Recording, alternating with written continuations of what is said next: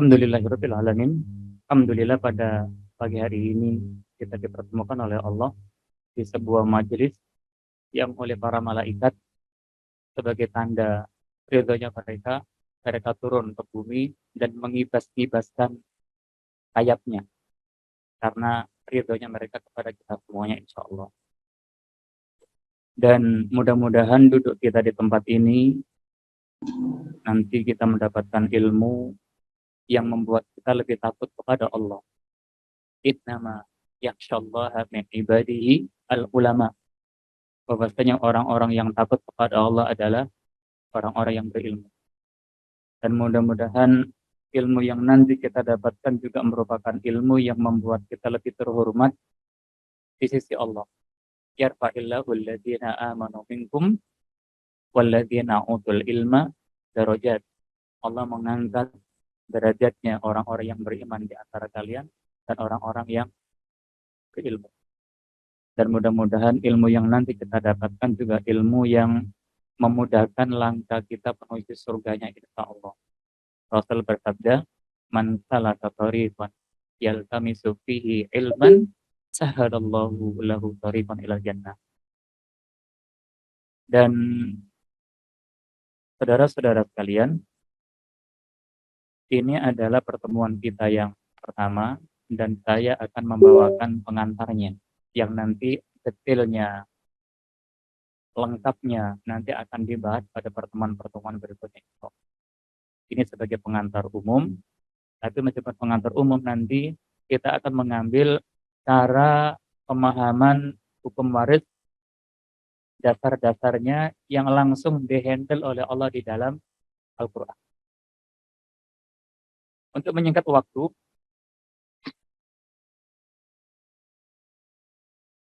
mudah-mudahan sekali lagi yang offline ataupun online bisa melihat semuanya slide yang disajikan dalam kesempatan kali ini.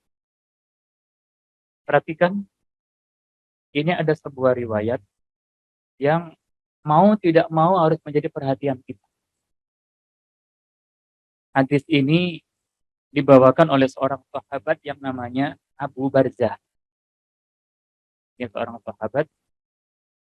Dia bercerita bahwa Rasul Shallallahu Alaihi Wasallam bersabda. Silakan dilihat. Lan tazula, tidak akan sanggup bergerak.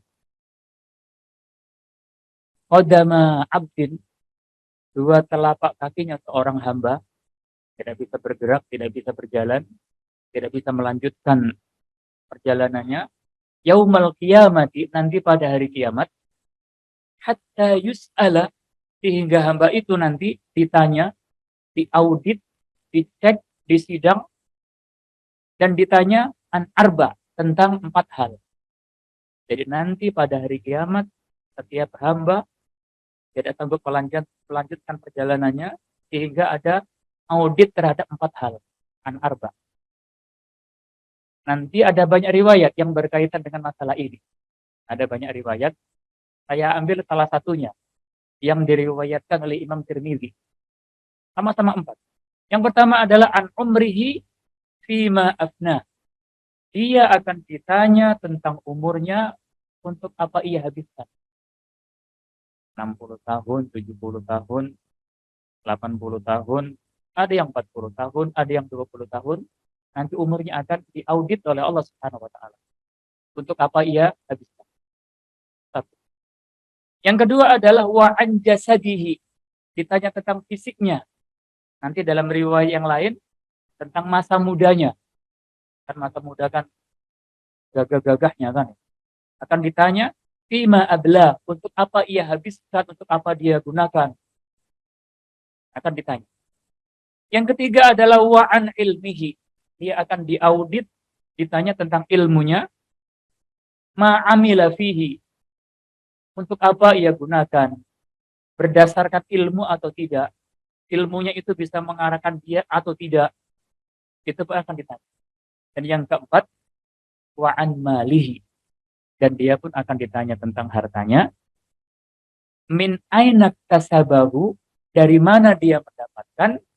Wa fima anfaqahu. Dan untuk apa dia habiskan infakkan.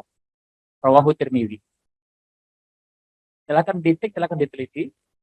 Nanti pada hari kiamat akan ada audit inti tentang 4 hal: umur, fisik, atau nanti riwayat yang lain itu masa mudanya, kita dia gagah, kemudian ilmunya, dan harta. Dari 4 ini, silakan dicek, diteliti, baik yang di tempatnya masing-masing ataupun yang di sini. Ada yang unik satu di antara 4 ini. Apa kira-kira? Harta. Kenapa? Ini kan 4 hal. Semuanya akan diaudit. Kalau audit tidak selesai, dia tidak sanggup melanjutkan perjalanannya pada hari kiamat. Umur cukup sekali audit. Fisik cukup sekali audit. Ilmu sekali audit. Giliran harta 2 kali. Inputnya dan output. Dari mana dia iktasabahu mendapatkannya? Prosedural atau tidak? Setelah didapat, apakah audit berhenti? Tidak. Akan ada audit lagi di belakangnya. Wa fima anfaqah. Untuk apa ia gunakan.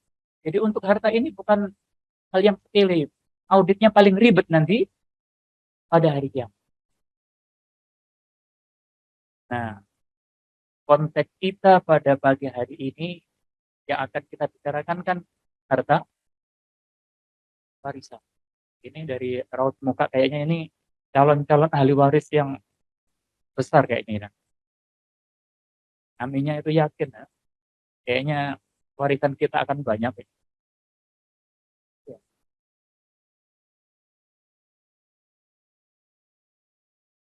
Oh, maka Allah ini sebagian, oh dulu sudah pernah mewarisi dan akan mewariskan. Ya.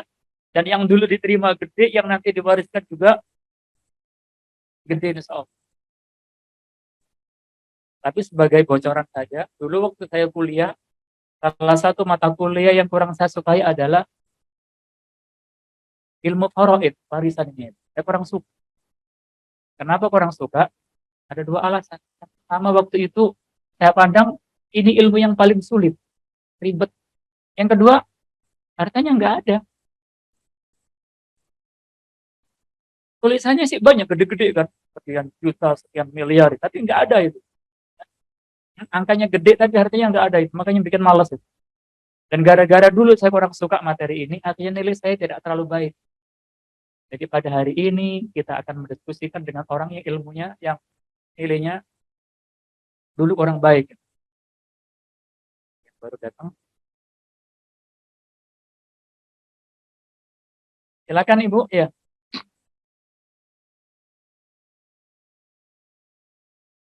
Ini yang pertama.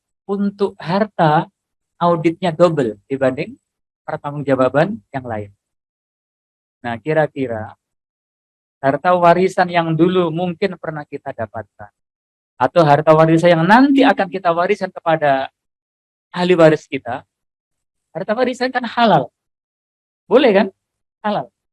Cuman ketika cara yang kita gunakan untuk mendapatkannya itu dipermasalahkan oleh Allah, jangan-jangan nanti kena audit. Jadi mungkin hartanya aslinya halal. Tapi cara untuk mendapatkannya atau cara untuk membelanjakannya itu dipermasalahkan oleh agama, itu yang nanti kita khawatirkan akan ada audit nanti pada hari kiamat. Sehingga yang lainnya sudah melanjutkan misinya di perjalanan, kita masih nyangkut gara-gara masalah ini. Ini yang pertama. Karena sebagai pengantar, supaya nanti kita punya gambaran, inilah definisi apa itu ilmu faraid. Definisi ilmu faraid. Ilmu faraid adalah ilmun yu'rafu bihi man yarithu wa man la yarith. Dia adalah sebuah ilmu yang mana dengan ilmu tersebut kita mengetahui siapa yang berhak mewarisi, siapa yang tidak berhak mewarisi. Karena kadang-kadang ada orang mengaku menjadi ahli waris, tapi setelah dicek dia bukan termasuk ahli waris. Merasa punya jasa terhadap orang yang meninggalkan harta tersebut, setelah dicek dia bukan bagian dari orang yang berhak mendapatkannya. Dan ilmu faraid itu membantu kita untuk mengetahui siapa yang dapat, siapa yang tidak. Kemudian Wa miqdaru malin likulli warithin. Dan bagian setiap ahli waris tersebut dapat berapa? Ada yang dapat setengah, ada yang dapat sepertiga, ada yang dapat seperempat. Jangan sampai ketukar. Jangan kalau salah tuker, nanti di akhirat akan diaudit oleh Allah Subhanahu wa taala. Dan dalam definisi yang lain, ilmu ini disebut ilmun, sebuah disiplin ilmu yu'rafu bihi kaifiyata qismatit tarikati ala mustahiqiha. Ilmu untuk mengetahui tata cara pembagian harta warisan. Bagaimana modelnya, bagaimana caranya. Ketika dibagi pasti ada lebihnya. Yang lebih ini untuk siapa? Ketika dibagi kok tiba-tiba terasa kurang. Salahnya di mana? Itu nanti juga dibahas dalam pertemuan berikutnya dari ilmu faraid. Itulah definisi faraid. Yang berikutnya, tujuannya apa? Sasarannya apa? Kita persingkat. Ilmu yang pagi hari ini kita pelajari adalah, tujuannya adalah tausilul mustahaqqi minat tarikati lil mustahiqihi minal warata. Yaitu memberikan harta warisan kepada para ahli waris yang berhak. Karena kita tahu mana yang dapat dan siapa yang tidak. Karena nanti ada orang yang merasa saya ahli waris, saya punya jasa, saya punya andil terhadap orang yang meninggal dunia ini. Dan gara-gara bantuan saya, dia punya harta banyak. Ketika meninggal dunia, hartanya ini kan akan dimiliki oleh orang-orang setelahnya. Ternyata saya bukan bagian dari mereka yang dapat warisan. Sementara yang mungkin tidak banyak terlibat, dia dapat bagian. Atau mungkin kakak pertama perempuan yang merawat orang tuanya ketika sedang sakit dan lain sebagainya. Dapat bagian cuman separuh. Dibandingkan adik laki-lakinya yang mungkin belum punya jasa, pagi main gundu, sore main layangan, kata warisannya gede, sementara kakaknya yang banting tulang, peras, anduk keringat, anduk yang dibasahi oleh keringat, dapat separuhnya. Maka dengan ilmu faraid ini akan terjelaskan semuanya. Kemudian tadi disebutkan oleh Dr. Abdul Qadir dari Madinah, ilmu warid atau ilmu faraid ini ternyata bukan sembarang ilmu. Di dalam syariat Islam, dia punya kedudukan yang cukup berbeda dengan ilmu-ilmu yang lain. Perhatikan ungkapan para ulama dan riwayat dari Nabi Muhammad dalam slide ini. Ilmu faraid, ilmu waris ini adalah ilmu yang punya kedudukan tinggi. Ilmu yang punya kedudukan tinggi dalam pandangan Allah Subhanahu wa taala. Kenapa? Uniknya, ini yang mungkin perlu kita garis bawahi. Ibadah yang kita lakukan selama ini, sholat, perintahnya secara global itu ada dalam Al-Quran. Wa aqimis sholat, dan dirikanlah sholat. Maka sholat menjadi wajib karena Allah yang memerintahkan di dalam Al-Quran. Detailnya, perinciannya kan tidak disebutkan oleh Allah di dalam Al-Quran. Ditugaskan kepada Rasulullah untuk menjelaskan. Sholat zuhur 4 rakaat. Bagaimana takbirnya, bagaimana bacaannya, bagaimana rukuknya, bagaimana sujudnya, bagaimana duduknya, bagaimana salamnya. Detailnya kan diserahkan kepada Rasulullah. Jadi globalnya disebutkan oleh Allah dalam Al-Quran sebagai hukum. Penjabarannya itu dihandlekan kepada Rasul Shallallahu Alaihi Wasallam. Begitu pula puasa, begitu pula haji, ya kan? Tapi untuk ilmu faraid, ilmu warisan ini, globalnya yang mewajibkan hukumnya itu Allah dalam Al-Quran. Detailnya semuanya seakan-akan diambil alih oleh Allah. Cuma sedikit yang mungkin bagian ilmu warisan ini yang diserahkan kepada Rasul Shallallahu Alaihi Wasallam. Bahkan angka-angkanya itu sudah langsung disebutkan oleh Allah dengan cara definitif. Si ini dalam kondisi begini dapat separuh harta warisan. Itu sepertiga, yang ini seperempat, yang ini seperenam, yang ini seperdelapan, yang ini sisanya. Semuanya diambil oleh Allah. Rasul seakan-akan tidak banyak diberi porsi dalam pembagian ilmu warisan. Makanya nanti kalau ada perasaan merasa dizolimi, saya kayaknya ini dizolimi, dapat bagian kecil, yang sana gede. Kalau mau protes, protes kepada siapa? Dihandle semuanya oleh Allah. Maka untuk warisan ini bukan sembarangan ilmu. Maka disebutkan di sini semuanya dihandle oleh Allah kecuali sedikit yang diserahkan kepada Rasulullah Shallallahu Alaihi Wasallam. Dan ilmu warisan ini adalah separuh dari ilmu. Jadi kalau ilmu itu totalnya ada 100 poin, seakan-akan yang 50 poin itu dihabiskan oleh porsi yang namanya ilmu faraid. Dan disebutkan ini ada sebuah riwayat dari Abu Hurairah marfu nyambung kepada Rasulullah, kata Rasulullah, ta'allamu al-faraid. Kalian belajarlah ilmu faraid, ilmu warisan. Fa innaha min dinikum, itu bagian inti dari agama kalian. Wa innahu nisful ilmi, itu adalah separuh ilmu. Di ujung riwayat Rasul mengatakan, wa innahu awwalu ma yunza'u min ummati. Ilmu waris ini adalah ilmu yang nanti pertama kali dicabut dari umatku. Apa artinya? Ya, yang pertama kali hilang, tidak dipakai, tidak digunakan. Bahkan yang tidak memakai, yang tidak menggunakan bukan orang di luar Islam. Tapi kadang-kadang orang Islam itu sendiri yang merasa tidak cocok dengan ilmu warisan yang datang dari Allah ini. Merasa sudah tidak relevan lagi dengan perkembangan zaman. Kalau dulu zaman unta, cocok lah. Sekarang zaman Toyota, ya kan? Sama-sama salah. Menganggap ini hukum sudah tidak layak lagi itu. Maka harus dibuang.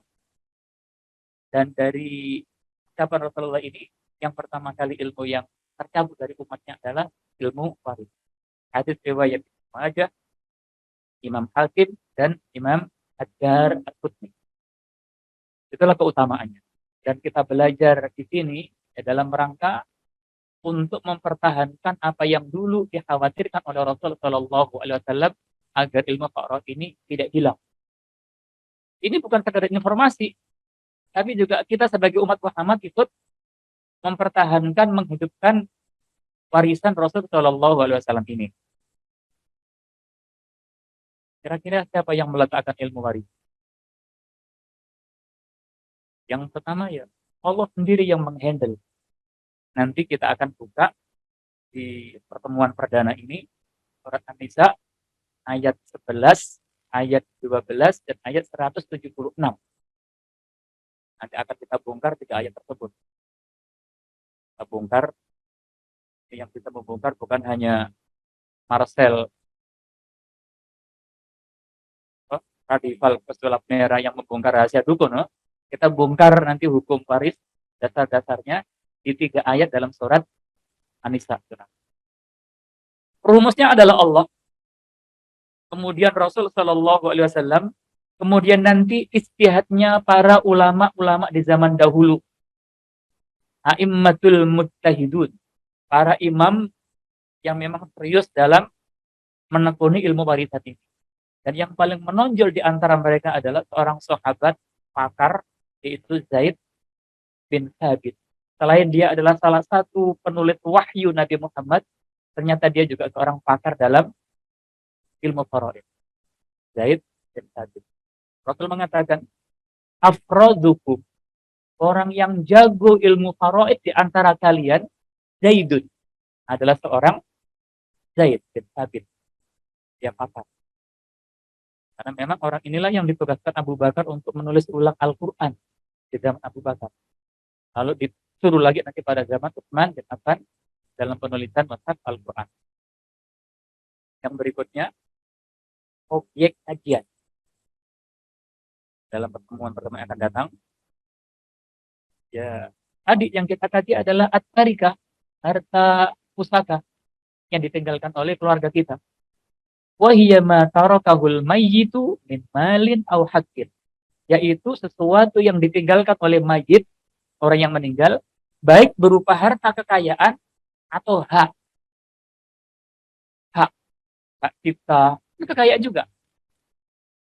Jadi harta kekayaan yang sudah kelihatan atau mungkin hak yang bernilai yang ditinggalkan oleh mayit tadi. Tapi ditambah dari saya, bisa juga berupa kewajiban atau hutang. Jadi jangan berpikir saya akan mewarisi harta orang tua saya yang ditinggalkan itu.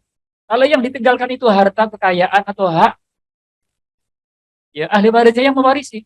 Yang laki-laki 2 bagian, yang perempuan 1 bagian. Tapi ternyata utangnya juga diwarisi. Jadi kalau punya utang 1 miliar, ahli warisnya ya bertanggung jawab. Besaran mana antara laki sama perempuan?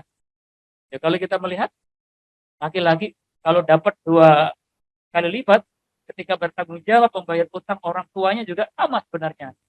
Maka utang pun menjadi warisannya. Di sini mulai tahu, itu ya kirain yang diwarisi itu hartanya doang, ternyata juga utangnya juga, termasuk puasa. Jadi utang harta dibayar harta, utang puasa dibayar harta atau puasa? Puasa, bukan harta. Jangan orang tua saya punya utang puasa 2 bulan, lalu ada informasi dari Pak Kiai sebelah keluarin beras 2 karung. Enggak, utang puasa dibayar puasa. Mana dalilnya? Ada sebuah hadis riwayat dari Aisyah, istrinya Nabi Muhammad.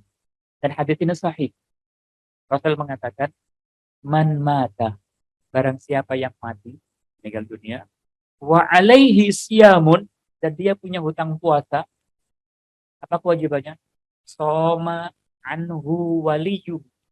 Walinya, ahli warisnya, berpuasa atas nama orang. Hutang 1 bulan penuh, 30 hari Ramadan. Anaknya 1, 30 hari, dia berpuasa atas nama orang tuanya. Kalau anaknya 30, puasa sekali sehari selesai, iftar jama'i di Al Jazeera, iftar jama'i selesai kan? Itulah enaknya punya anak banyak, Ibu.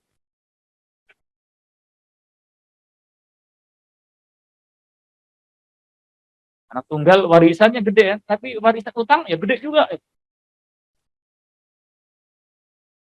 Alhamdulillah kalau gak ada utang lah. Sudah? Nah sekarang supaya nanti kita tidak salah paham, ilmu waris itu seringkali diistilahkan dengan ilmu faraid. Ilmu faraid atau ilmu mawarith. Penyebutannya beda tapi intinya dan maksudnya sama. Kenapa disebut ilmu faraid? Karena kalimat faraid kan jamak dari fardhu, sesuatu yang wajib, sesuatu yang pasti dan inti. Jadi ilmu faraid adalah berkaitan dengan bagian-bagian wajib pasti. Seperti seperdua, setengah kan, sepertiga, seperempat, seperlima, seperenam, seperdelapan, dan angka lainnya yang mungkin disebutkan dalam Al-Quran. Orang ini pasti dapat. Maka disebut ashabul furud. Orang-orang yang berhak mendapatkan harta warisan dengan pasti. Ilmu ini juga disebut sebagai ilmu mawarith. Bahasa Indonesia ilmu waris. Karena berkaitan dengan harta warisan yang ditinggalkan oleh orang tuanya tadi. Lalu sumber hukum kita belajar ini, kita mengkaji ilmu ini adalah ya Al-Quran. Yang nanti dasarnya akan kita lihat pada pertemuan hari ini. Detailnya nanti pada pertemuan berikutnya. Lalu nanti dilengkapi oleh Rasul dalam sunnah-sunnahnya. As-sunnatun nabawiyah. Dan bukan hanya itu. Nanti pada zaman Umar itu ada kasus yang tidak bisa diselesaikan dengan ayat. yang belum bisa diselesaikan dengan sunnah Nabi. Akhirnya Umar dan para sahabat nanti istihad. Ada kasus baru. Sebenarnya ilmunya sudah implisit ikut. Gitu. Cuman kasusnya berbeda. Akan nanti banyak para sahabat yang mulai beristihad termasuk Umar. Maka di sini selain Al-Quran sebagai sumber utama, kemudian As-Sunnah sumber yang kedua, yang berikutnya adalah ijma'atus sahabat, kesepakatan para sahabat. Wajtihadatuhum dan istihad-istihad mereka. Itu pun menjadi sumber dalam meletakkan ilmu warisan ini. Lalu yang berikutnya adalah kira-kira hukumnya apa belajar ilmu faraid? Kifayah apa ain? Kalau kita bicara fardu kan ada dua kan, fardu kifayah cukup sebagian, yang lainnya bebas merdeka, atau per individu. Kifayah per individu. Memang mempelajari ilmu faraid ini fardu kifayah. Cuman kita seringkali salah paham dengan fardu kifayah. Katanya kan fardu kifayah kan kewajiban apabila sekelompok orang menjalankan, yang lainnya bebas gitu kan. Contoh yang seringkali dijadikan contoh kan salat jenazah. Gitu. Kalau salat jenazah itu paling simpel sebagai contoh. Ada orang meninggal dunia, satu. Di kampung tersebut umpama penduduknya 100. Kalau fardu ain 100 semuanya ikut sholat. Tapi kalau fardu kifayah diurus 10 orang selesai kan? Yang 95 bekerja bisnis di luar sana, nggak dosa. Tapi kalau yang 10 nggak mau juga, satu kampung 100 orang dosa semua. Selama ini kan begitu. Jadi kalau yang meninggal satu diurusi 10 orang selesai kan? Kalau yang meninggal 10 diurusi 10 orang selesai nggak? Satu-satu. Kalau yang meninggal 50 yang ngurusi 10 cukup nggak? Nggak cukup. Berarti fardu kifayah yang gugur apabila dihandle oleh sekelompok orang itu jumlahnya berapa? Apakah cukup 10? Atau 20? Atau 50? Kalau yang mati satu, 10 cukup. Bahkan lebih dari cukup. Kalau yang meninggal 10, yang bisa cuma 10, ngurus satu orang, susah loh itu. Mandiin, ngapain, nguburin. Satu orang satu. Kewalahan. Lalu umpama ada musibah besar yang meninggal di kampung tersebut 50. Yang bisa ngurusin cuma 10. Cukup nggak? Nah, disinilah kita mulai sedikit merubah pemahaman definisi fardu kifayah. Jadi kewajiban apabila dijalankan oleh sekelompok orang, maka yang lainnya terbebas. Kita bahas tergantung kebutuhan. Kalau yang meninggal 1, 10 orang cukup. Kalau yang meninggal 10 orang walahan. Kalau yang meninggal 50, yang belajar 10 orang, tidak tercover. Karena tidak tercover, yang lainnya juga ikut dosa sebenarnya. Dan uniknya lagi, taruhlah 10 orang lah, umpamanya. Kira-kira 10 orang itu yang siapa? Kenapa 10 orang itu kita lemparkan kepada orang lain? Itu serahkan ke Pak Ustadz, ke Pak Kiai. Yang lainnya nggak mau. Dia menekuni bisnisnya, pekerjaannya. Mungkin yang 10 orang. Di kampung tersebut jumlahnya 100. Yang belajar ilmu faraid cuma 10. Yang meninggal yang 10 itu yang tahu faraid. Yang 90 yang bisnis tadi nggak tahu. Tanggung jawab siapa ketika ada masalah seperti itu? Umat yang mana ini? Jadi kita harus mulai kasihan kepada sekelompok orang yang selama ini kita dolimi, yang kita serai tanggung jawab fardu kifayah itu.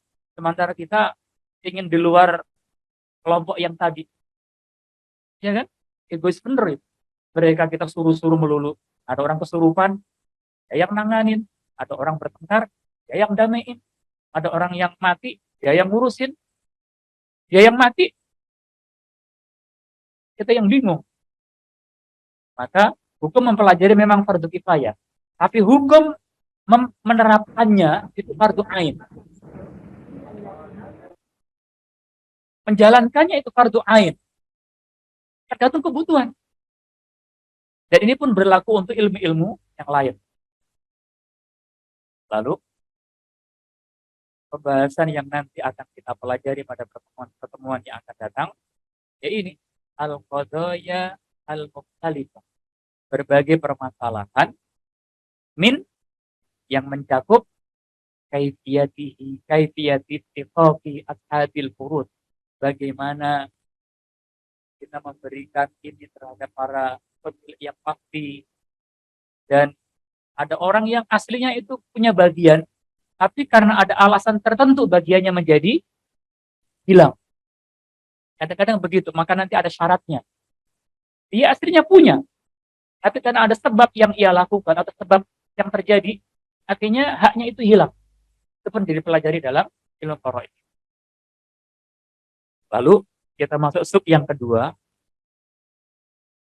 dasar-dasar ilmu warid yang dihandle oleh Allah.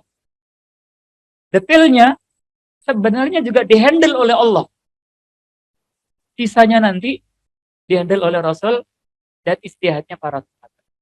Dasar-dasar ilmu faraid, ilmu waris, bisa kita dapatkan dalam Al-Quran, surat An-Nisa, ayat 11, 12, dan 176. Surat An-Nisa ada berapa ayat? Mengheningkan cipta mulai. Apa? Kayak harga supermarket lebih dikit ya. Tolong dicek. Surat An-Nisa ada berapa ayat?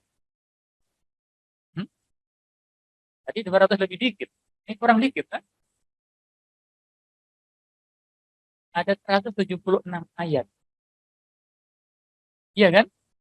Ternyata dasar-dasar ilmu faraid itu ada dalam ayat 11, ayat 12, dan ujung surat 170. Nah,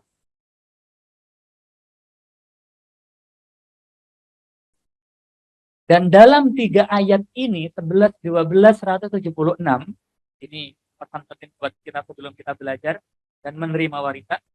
Dalam 3 ayat di atas, 11, 12, 176, Allah Azza wa Jalla mengakhiri dengan nama-namanya dan mengakhiri dengan sifat-sifatnya. Yaitu alim, Allah maha mengetahui, hakim, Allah maha bijaksana, halim, Allah maha santun. Itu kita dapatkan dalam 3 ayat di atas. Ada yang dapat separuh. Allah alim, Allah tahu. Ada istri cuman dapat 1/8. Mulai mikir. Anak saya yang laki-laki pagi main gundu, sore main layang-layang, 2 hari kadang-kadang mandi sekali, dapat bagian separuh, dapat bagian 1/3. Sementara saya sebagai istrinya, suami yang meninggal, emaknya dia cuma dapat 1/8. Ini hukum Islam gak adil. Berarti Anda menentang nama dan sifat Allah alim. Allah maha tahu. Tapi ibu itu mengatakan Allah kurang tahu. Allah itu hakim, bijaksana. Tapi ibu itu mengatakan Allah tidak bijaksana. Allah itu halim, santun. Ini dia bilang Allah enggak memihak saya. Maka 3 sifat Allah ini kita dapatkan dalam 3 ayat. Itu sebagai pengantar, dan sekarang kita akan berkenal dengan dasar-dasar ilmu faraid. Sudah siap? Memori cukup? Ini prosesornya harus apa ini? Kan ada Core i3 kalau gitu. Ini aksesornya harus, prosesnya harus Core Dowi. Kita akan buka surat An-Nisa. Kalau waktunya cukup, kita ambil 3 ayat. 11, 12, dan 176. Sebagai pengantar. Detailnya, nanti dalam pertemuan-pertemuan berikutnya dalam dengan pembicara-pembicara yang lain. Kita ambil yang pertama, surat An-Nisa ayat 11. Pesan Rabbani. Allah berfirman,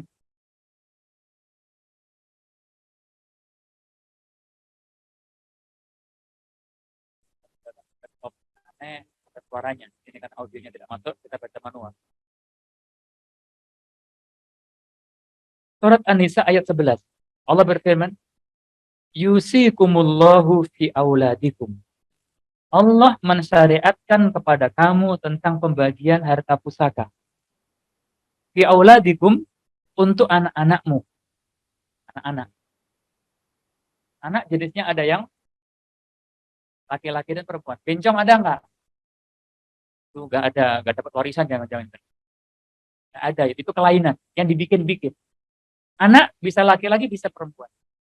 Lidzakari, untuk anak yang laki-laki, mithlu hadzil unsayain, dia dapat 2 bagian, untuk anak perempuan. Jadi untuk laki-laki 2 bagian, untuk anak perempuan 1 bagian. Jadi yang pertama mendapatkan sampai ini anak, baik laki ataupun perempuan.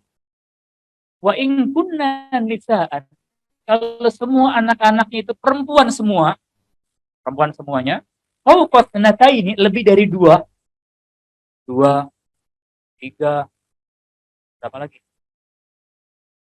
Jangan 4, kelamaan, 9 perempuan semuanya, falahunna thulutsa ma tarak. Maka seluruh anak-anak perempuan tadi berserikat rombongan mendapatkan sepertiga.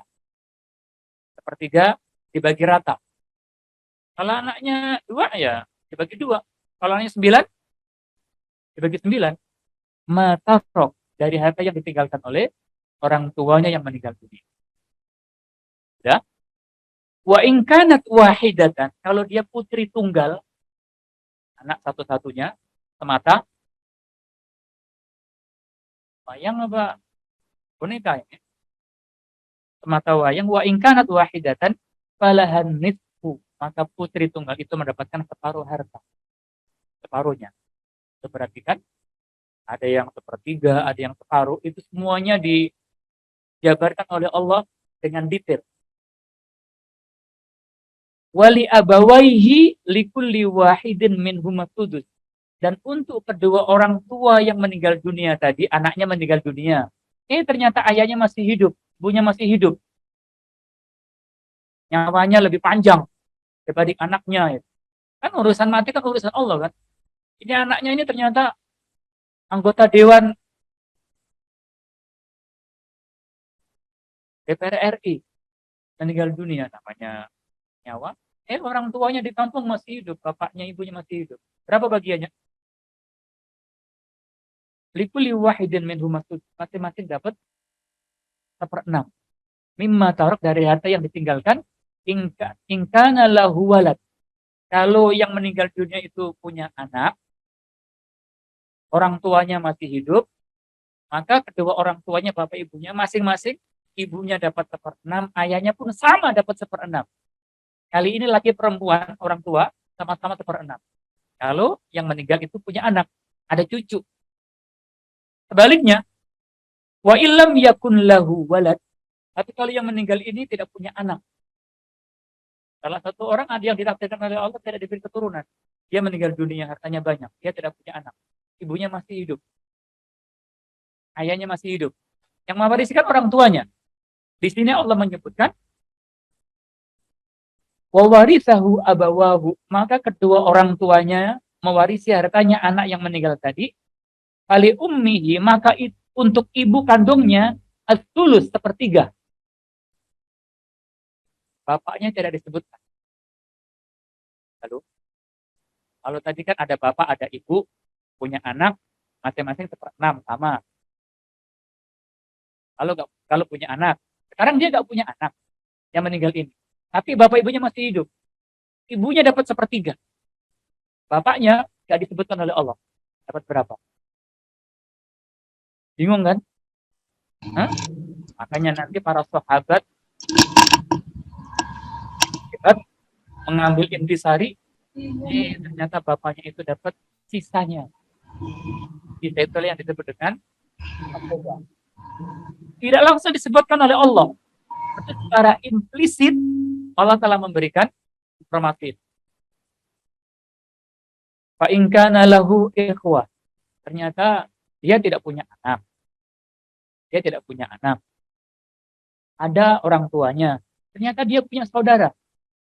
Punya saudara, kakak, adik, kandung. Di sini Allah mengatakan, fa in kana lahu ikhwah, kalau dia punya saudara, fali ummihi, ibunya dapat kembali 1/6. Karena dia tidak punya anak, tapi punya saudara. Kalau yang tadi kan tidak punya anak, tidak punya saudara. Ibunya 1/3, bapaknya lebih, apa bah? Tapi ini dia punya saudara. Maka ibunya tidak jadi mendapatkan 1/3, tapi mendapatkan 1/6. Tapi itu semuanya, pembagian 1/2, 1/3, 1/6, dan lain sebagainya, asobah dan lain sebagainya, ntar dulu. Mimba diwasiyatin yusi biha audain. Setelah diselesaikan dulu wasiatnya dan hutang-hutangnya. Buru-buru dulu itu. Wah, alhamdulillah taruh. Alhamdulillah 1/3 gitu kan. Taruh. Kita beli Suzuki R3 model baru barangkali. Karena R3 saya dapat 1/3 cukup lah barangkali kan. Ntar dulu. Cek. Jadi yang meninggal pernah berwasiat enggak? Yang meninggal punya hutang enggak? Maka dari sini anak dapat warisan, orang tua juga dapat warisan. Pertanyaan yang harus dijawab, kira-kira ini kan yang ada di sini kan pernah menjadi anak kan? Atau langsung gede berewokan lahir gitu. Ini pernah menjadi anak? Pernah. Sekian tahun berikutnya kita pun punya anak. Jadi kita sudah punya 2 pengalaman. Pernah punya pengalaman sebagai anak dan sekarang menjalani sebagai orang tua.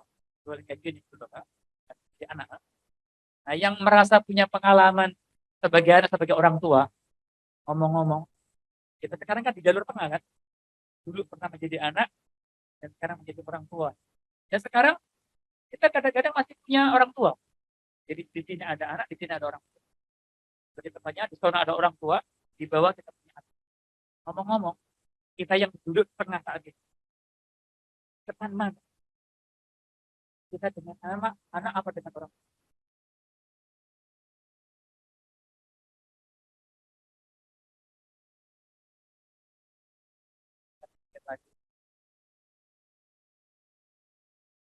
Nah, yang kita ganti sedikit. Antara anak sama orang tua. Antara anak sama orang tua. Kira-kira dari kita lahir sampai nanti kita mati, kita sekarang hidup. Ketika kita hidup, pernah bertemu dengan orang tua, bagi hidup kita, dan pernah bertemu dengan anak-anak kita. Nah, selama kita hidup dari lahir sampai nanti kita mati, kira-kira yang paling besar kita rasakan dekat dengan kita itu jasa orang tua atau jasa anak? Orang tua mungkin ada sudah meninggal dunia. Berikutnya kan dihandle oleh anak-anak. Nah, kira-kira mana yang lebih dekat dengan kita? Mana yang lebih banyak meresap kita nikmati? Jasanya orang tua apa jasanya anak? Sampai nanti kita mati. Bapak anak orang tua. Yang orang tua mana dalilnya, yang anak mana dalilnya? Hmm? Waktu orang tua kita masih hidup, mungkin kayaknya jasa orang tua lebih besar. Begitu orang tua kita meninggal dunia, kita sebagai orang tua, kita gantian. Kadang-kadang dirawat oleh anak-anak. Sampai kita umurnya 96 tahun. Baru meninggal di Inggris. Ratu Elizabeth II kan, 96 kan. Ketika dia sudah tua rentah, giginya tinggal satu, tikluk-tikluk, teklek-teklek kalau jalan, yang rawat siapa? Yang rawat orang tuanya atau anaknya? Anak-anaknya. Berarti lebih terasa manfaatnya orang tua atau anak? Tidak usah bertengkar. Ada ayatnya di sini. Apa itu? Allah mengatakan, aba'ukum, para orang tua kalian, wa abna'ukum, dan anak-anak kalian, la tadruna ayyuhum aqrabu lakum naf'a. Kalian tidak tahu siapa yang lebih banyak memberikan manfaat untuk kalian. Bisa orang tua, bisa anak-anak, bisa. La tadrun. Kalian padanya tidak tahu. Allah mengatakan begitu. Karena antara orang tua sama anaknya sama-sama punya manfaat, sama-sama punya jasa, maka dua-duanya diberi oleh Allah jatah. Orang tua pasti dapat. Anak juga pasti dapat. Jadi nanti ada syarat-syaratnya dalam pertemuan-pertemuan berikutnya. Lalu di ujung ayat Allah mengatakan, faridatan minallah. Itulah bagian wajib dari Allah untuk kalian. Maka disebut faridoh. Ilmu faraid. Ini hukum pasti dari Allah. Innallah, sesungguhnya Allah, karena Allah itu aliman, maha mengetahui, hakiman, maha bijaksana. Dalam ayat sebelah ini, kita sebelum protes dihadapkan dengan dua nama Allah atau dua sifat Allah. Alim, hakim. Maka jangan sok tahu dan jangan sok bijaksana dengan keputusan Allah Subhanahu wa taala. Ini ayat 11. Sekarang kita akan bongkar. Sudah? Ada yang mau bertanya sebelum kita lanjutkan? Tidak ada. Kita sekarang diskusi. Namanya juga pengantar, prolog. Kabar siapa ini? Ini sudah tua atau masih muda ini? Sudah mulai tua. Dari mana Anda tahu dia tua? Sudah mulai berkeriput. Wajahmu tampak tua dan lelah. Ada riwayat?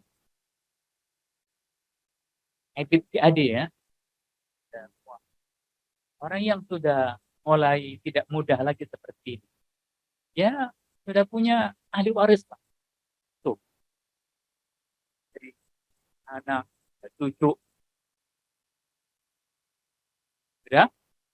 Akhirnya yang sudah tua itu dipanggil oleh Allah Subhanahu wa taala. Inna lillahi wa inna ilaihi raji'un. Dia meninggal dunia. Wafat. Ketika dia wafat, punya banyak ahli waris. Biasanya siapa aja? Bawa anak-anak. Bisa laki, bisa perempuan. Bisa laki-laki semua, bisa perempuan semua. Apalagi? Sekali lagi, bencong tidak ada. Tidak kelainan. Anak. Siapa lagi ahli warisnya? Ini enggak ngakui istri. Istri dulu kan meninggal dunia laki-laki ini ya. Istri. Istri apa istri-istri?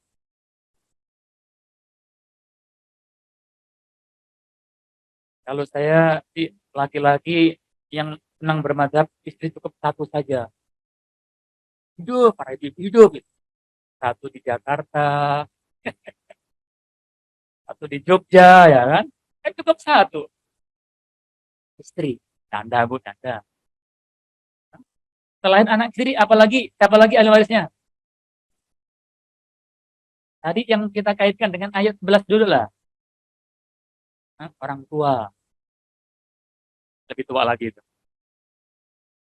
Cakep kan? Udah kakek dan nenek. Siapa lagi? Dalam ayat tadi, saudara. Saudara. Bisa lagi, bisa perempuan. Dulur tadi ya. Bisa kakak, bisa adik. Saudara. Ini jalur samping. Kan bawa jajar istri kan? Bawa saudara. Kadang-kadang ada satu lagi. Mentang belum tua. Cucu jangan lupa jelasin tuh. Tuh, cucu. Pulang. Inilah yang menjadi para ahli waris. Siapa yang dapat, siapa yang tidak dapat, nah, kita bongkar dimulai dari ayat 11 ini. Sudah? Lanjut? Yang mau foto silakan. Yang ngambil foto jangan lupa gambar saya dimasukin lah, gitu. Jangan layarnya doang. Sudah? Sekarang pesan ayat 11 tadi, ini kan dasar pengantar kita. Ya. Pesan ayat, silakan dilihat.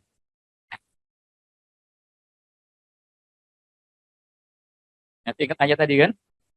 Baru turun masa lupa. Seseorang meninggal dunia. Seseorang meninggal dunia. Dia meninggalkan anak. Ada laki-laki, ada perempuan. Bagiannya dalam ayat tadi, untuk anak laki-laki 2 bagian. Cuman tidak disebutkan prosentasenya. Tapi bagiannya 2 bagian. Anak perempuan, 1 bagian. Belum ada keterangan setengah persen, sepertiga, seperempat, belum. Cuman laki-laki 2 bagian, perempuan 1 bagian. Anak berikutnya, atau ahli waris berikutnya, 2 anak perempuan atau lebih. Dalam ayat tadi kan begitu.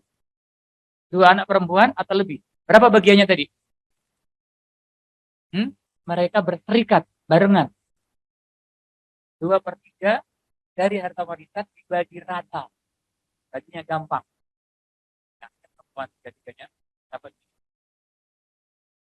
Juli berapa? 2. Masuk sini. Kali bagi rata. Tapi kadang-kadang ini. Anak perempuan 1, putri tunggal. Dia dikejar-kejar oleh Kevin. Anak tunggal. Warisannya gede gitu kan. Utang puasa 2 tahun. Urus sudah mikir ya kan? Berapa bagiannya? Dalam ayat 11 tadi, dengan tegas Allah mengatakan setengah dari harta warisan. Ingat-ingat semua. Ini dasar hukum waris. Ahli waris lagi dalam ayat 11 tadi. Ada ayah, ada ibu. Dan ada cucu. Anaknya orang yang meninggal dunia. Jadi ibunya masih hidup, ayahnya masih hidup, anaknya sudah meninggal dunia. Ibunya masih hidup. Ternyata spare part lama lebih tangguh dibanding spare part Cina, ya kan? Berapa warisannya ayah ibu? Dalam ayat 11 tadi. Dengan jelas Allah menerangkan untuk ibu 1/6, untuk ayah sama-sama 1/6. Mau laki mau perempuan sama. Kata bapaknya kepada ibunya mayit kan. Panggilnya apa? Nek. Ya enggak lah Ustaz, nek. Ya panggilan yang lama lah itu. Yang kenapa ketawa? Bu, bagian kita sama dari warisan anak kita yang menjadi anggota dewan kelurahan, ya kan? Ya kan sama-sama dewan, sama-sama seperti itu. Karena ada anak. Dan jika tanpa anak, dalam ayat 11 tadi Allah mengatakan untuk ibu 1/3. Ayah gak disebutkan. Istihadnya para sahabat dan lain sebagainya, asoba bagian. Gak langsung disebutkan oleh Al-Quran. Tapi di situ ada asoba. Itu kurang lebih kan? Dan seterusnya lah. Kan ada ketika ada saudara lah. Sementara kita tinggalkan. Nah, untuk melengkapi pengetahuan kita tentang ayat 11 ini, sekarang kita lanjutkan ayat yang ke-12.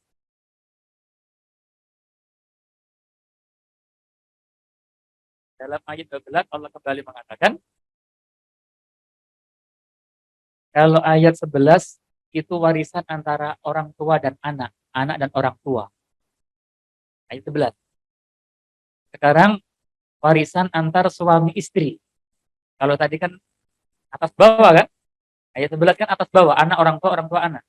Nah, sekarang jalur kanan kiri, horizontal. Ayat 12 Allah melanjutkan, walakum, dan untuk kalian wahai para suami, nisfu ma taraka azwajukum, separuh bagian dari harta yang ditinggalkan oleh istrimu yang meninggal dunia, illam yakul lahunna walad, kalau istrimu itu tidak punya anak, tidak punya anak. Jadi kalau ada istri meninggal dunia, tidak ada anak, suami dapat paruh. Bagaimana kalau yang meninggal punya anak? Fa in kana lahunna walad, kalau yang meninggal dunia istri itu punya anak, falakumur rubu'u mimma tarakna, maka kamu wahai suami dapatnya seperempat. Dengan catatan mimba wasiyatin, setelah wasiat istrinya dijalankan. Yusi nabiha audainin, ataupun hutangnya istri itu dibayarkan.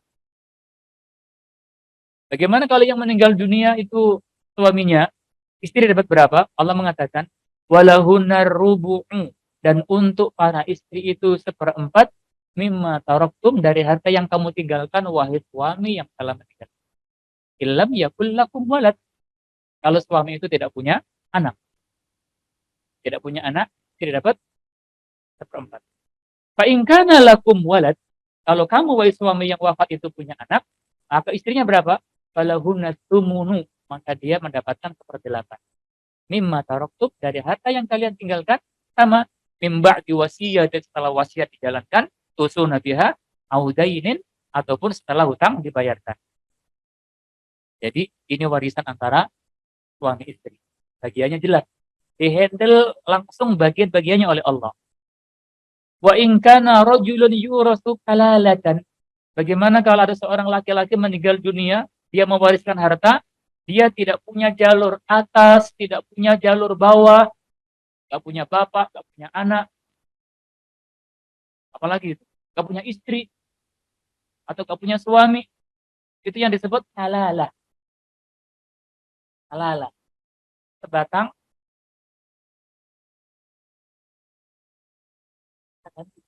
kara, sebatang buncis. Nyari kara susah sekarang, ya kan? Gampang kan mana nyari kara apa buncis sekarang? Halo? Ini Bapak ditanya malah senyum-senyum doang. Gampang kan mana nyari kara apa buncis? Halo? Jamaah. Oh, jamaah. Nyari kara susah kan? Dulu di kampung ada itu, sekarang buncis lah. Jadi ini ada orang meninggal dunia, dia sebatang, gitu buncis. Lalu hartanya siapa yang mewarisi? Itulah yang namanya kalala. Dia kalala. Abi mera'atun, atau dia seorang wanita, walahu akhud. Dia punya saudara laki-laki. Tidak punya ibu, tidak punya anak. Tapi dia punya saudara laki-laki. Al-ukhtun, atau punya saudara perempuan. Falikulli wahidin minhum sudusu. Saudaranya yang laki-laki ataupun yang perempuan sama-sama seperenam. Kan saya laki-laki, kenapa sama dengan perempuan? Sama di sini. Jadi tidak selamanya laki perempuan itu beda. Satu, dua bagian, enggak. Kadang-kadang ada yang disamakan di sini. Minhum sudusu.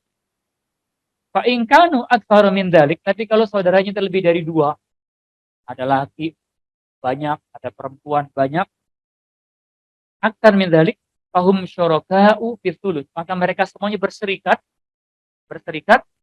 dalam bagian sepertiga harta yang ditinggalkan. Sama mim ba'di wasiyatin yusi biha, kalau wasiatnya dijalankan, audainin, atau hutangnya dibayarkan. Di ujung ayat Allah mengatakan ghairu mudhar, tanpa harus ada orang yang dirugikan. Dibagi dengan yang diperintahkan oleh Allah. Wasiatan min Allah. Itulah wasiat dari Allah.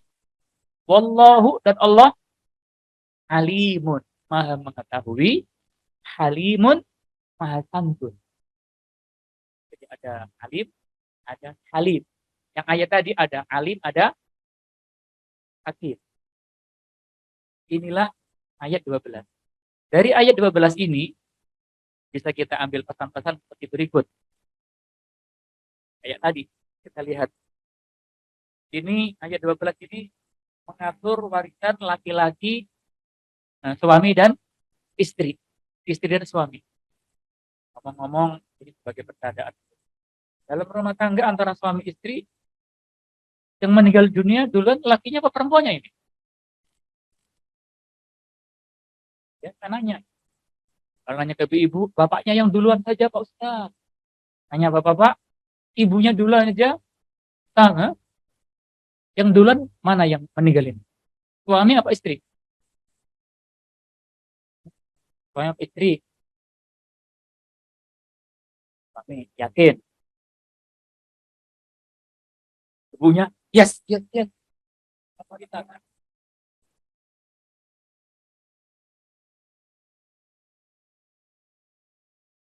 Kalau kalau saya nanya di asrama putri, suami aja Pak Ustadz yang kedua. Kalau nanya di asrama putra, istri aja yang duluan. Karena sama-sama tidak mau mengalah, kita kembalikan kepada ayat. Dalam ayat tadi, yang dicontohkan oleh Allah, mati duluan siapa? Dalam ayat tadi, ternyata perempuan, Pak. Ya nggak apa-apa lah. Dalam ayat 12, dalam ayat 12, walakum, dan untuk kalian wahai suami, bagian warisan, walakum, dalam ayat tadi, masih ingat nggak? Kita balikin lagi. Yang disebutkan oleh Allah, yang dapat warisan siapa? Suami. Tadi yang meninggal dunia, istri. Yang ngomong siapa? Allah. Jadi jangan protes kepada saya loh ya. Saya kembalikan pada ayat.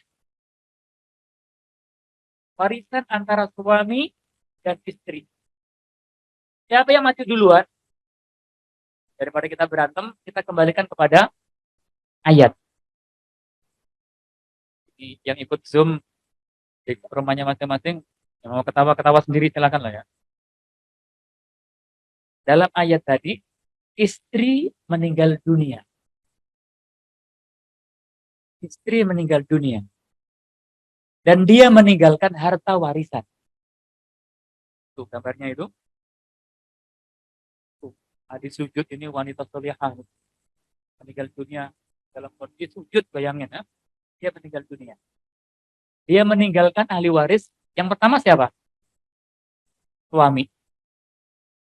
Ahli waris yang pertama suami. Berapa bagiannya? Dalam ayat 12. Lalu, ini antum berpikir atau banyak pikiran kira-kira ini? Ayo dijawab ini. Nah, kalau punya anak dapat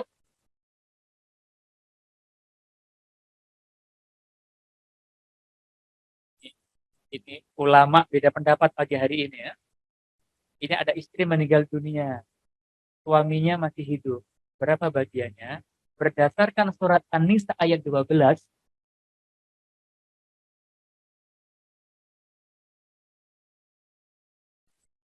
daripada kita berantem, lihat kan? Suami dapat setengah harta warisan jika istri tidak memiliki anak. Baik anak mereka berdua atau anak dari suami yang lain. Kan mungkin. Jadi yang disebut anak di sini adalah anaknya istri yang meninggal dunia, bukan anak suami. Yang meninggal siapa? Istri. Jadi yang nanti menentukan bagian itu orang yang pernah lahir dari rahimnya orang yang meninggal dunia itu dan yang meninggalkan harta itu. Ini kalau hartanya istri. Hartanya istri. Sebelum menikah, ini istri ini orang kaya raya. Anaknya direktur PT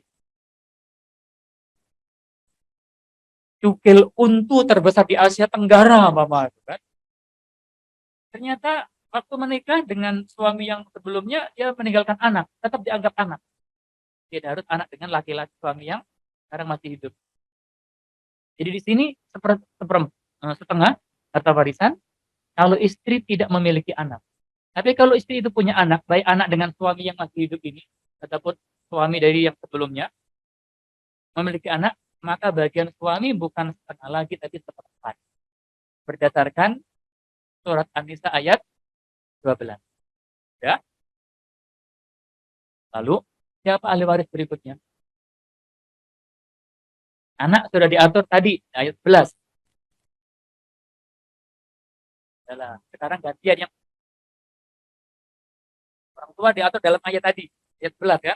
Sekarang kita yang meninggal dunia duluan suami. Tadi kita minta, suami meninggal dunia. Yang anak tadi kan diatur ayat 11. Sekarang suami meninggal dunia. Ahli warisnya istri. Dapat bagian berapa? Bisa 1/4, bisa 1/8. Kalau punya anak, 1/8. Kalau tidak punya anak, suami itu 1/4. Itu pun anaknya suami itu, baik dari istri yang sekarang lagi hidup, atau mungkin istri yang sebelumnya. Dan ada yang nanya, bagaimana kalau istrinya 2? Ya yang 1/4 ini dibagi 2. Yang 1/8 dibagi 2 juga. Itu kalau ada yang nanya, kalau enggak apa-apa. Sudah, kita fokuskan di sini dulu. Jadi, warisan antara anak dan orang tua itu ayat 11. Warisan antara suami istri ayat 12. Dari 2 ayat ini, sekarang kita gabung dalam praktek kita. Tapi ini sifatnya pengantar, detailnya nanti. Kita mengambil contoh dan studi kasus. Ini sudah difoto dulu. Yang mau foto silakan. Tolong saya dimasukin dalam foto lah.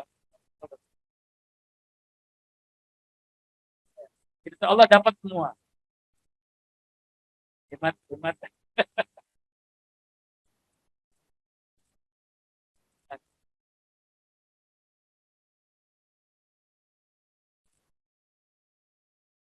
Wow.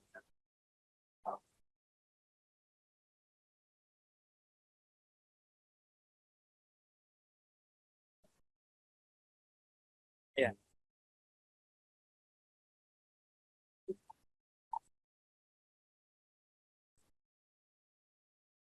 Insya Allah terbagi 100%. Dalam ya, dalam kondisi standar lah, anggota keluarga standar itu ada anak, ada istri, ada orang tua, mama itu, ataupun orang tua tidak ada atau masih satu, insya Allah akan tercover semuanya oleh 2 ayat itu. Insya Allah. Tapi nanti kadang-kadang ada keluarga yang sedikit unik. Ini kan keluarga normal lah, standar lah, kan normal, standar. Tapi kadang-kadang nanti ada yang unik. Nah, yang unik, yang mungkin belum sempat disebutkan langsung oleh Allah dalam Al-Quran, belum langsung disebutkan Rasulullah dalam hadis, nanti orang seperti Umar, orang seperti Zaid bin Thabit itu punya ijtihad untuk menyelesaikan kasus yang unik, yang bukan standar, tapi yang standar tercover. Dan pertanyaan Bapak ini akan terjawab dalam slide berikutnya. Ini contoh dan studi kasus. Supaya kita hidup, bukan teori saja lah. Perhatikan. Ini berdasarkan surat An-Nisa ayat 11 dan 12. Yang belum paham silakan nanya. Ini ada sebuah contoh kita angkat. Orang wafat, meninggal dunia. Dan dia meninggalkan para ahli waris. Lagi dilihat. 1 istri, Bu. Tenang, bukan 2. 1 istri. 1 anak laki-laki. 2 anak perempuan. Ibu, ayahnya sudah meninggal dunia. Dan dia membawa adik kandung. Dari kampung dibawa mama. Ini kan keluarga standar kan? Istri 1, anak 1, laki-laki, anak 2 perempuan. Kadang-kadang dia membawa adiknya dari kampung. Bawa. Sudah? Dia meninggal dunia. Meninggalkan harta sebesar 1 M. Miliar, bukan 1 empang loh ya. 1 M. Bukan pula 1 M, deh. Bener nggak 1 M itu nolnya 9? Anak terus terang belum pernah pegang duit gini, belum pernah ya. Betul ya? 1 M. Masing-masing dapat berapa bagian? Berdasarkan ayat 11 dan 12. Kan ada istri. Jadi kita melibatkan 2 ayat. Masing-masing dapat berapa? Kita bagi langsung. Istri dapat berapa? Halo, istri dapat berapa istri? Semangat banget. Jangan lupa dulu, ini penting ini. Hutang sama wasiat ini loh. Ini seringkali dilupakan itu. Mimba diwasiyatin audainin, kan berkali-kali disebutkan kan tadi kan. Ternyata orang ini namanya orang hidup, dia punya hutang 100 juta dan punya wasiat, ini orang baik, 100 juta. Tolong 100 juta ini anak-anakku untuk itu. Seperti almanar. Gak punya gedung dia itu kan. Barangkali lah itu. Mudah-mudahan Pak Abdul Qadir mengaminkan dari Madinah ini kan. Berarti kan dikurangi dulu. Baru dibagi-bagi dengan persentase yang disebutkan oleh Allah dalam 2 ayat tadi. Kita lihat. Harta yang ditinggalkan 1 M. M. Soalnya betul Pak Farid ya. Ini masalahnya. Belum pernah megang mobil uang gitu. Oke. Lalu hutangnya 100 juta, wasiatnya 100 juta. Berarti dikurangi 200 juta. Sisanya berapa? 800 miliar juta. Harta warisanya ada 800 juta. Kemudian ahli warisnya tadi siapa? Istri, satu anak laki-laki, 2 anak perempuan, lalu 1 adik kandung. Berapa masing-masing? Kita mengambil pesan dalam 2 ayat tadi, 11-12 surah An-Nisa. Mana yang kita dahulukan? Tadi kan anak istri disebutkan pertama kali dalam ayat 11. Tapi ada persentasenya enggak? Enggak ada. Kan cuman laki-laki 2 bagian, perempuan 1 bagian. Karena tidak disebutkan persentasenya, enggak bisa dinomorsatukan.